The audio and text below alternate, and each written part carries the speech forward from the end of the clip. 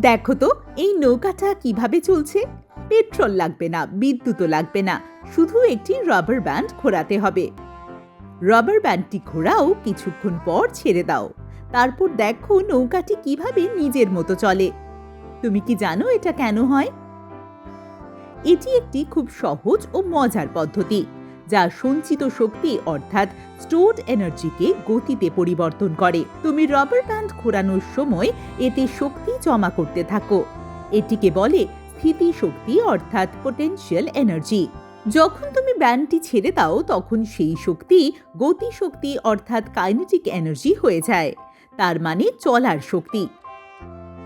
এই শক্তি প্রোপেলারকে ঘোরায় এবং নৌকাটিকে এগিয়ে নিয়ে যায়। ভাবো, এমন এক ধরনের নৌকা যদি তুমি বানাতে পারতে তাহলে কেমন হতো?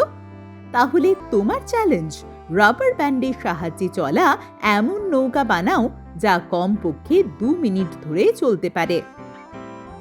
তুমি এটা তোমার বাড়িতে থাকা জিনিস দিয়েই বানাতে পারো, যেমন প্লাস্টিকের বোতল, কাঠি, কাপ বা অন্য যে কোনো কিছু যা জলে ভাসে।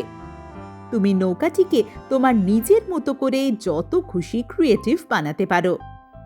এটি তৈরি করার জন্য তুমি বই, ভিডিও, ইন্টারনেট বা এআই টুলসের সাহায্যও নিতে পারো। নিজের তৈরি রাবার ব্যান্ড চালিত নৌকার ভিডিও রেকর্ড করো এবং সেটা প্রথম ক্রিয়েটিভিটি ক্লাব সাবমিশন পোর্টালে পাঠাও। তাহলে আর কিসের অপেক্ষা? এবার তোমার কল্পনার নৌকাটিকে চালাও আর তোমার কাজ শুরু করে দাও।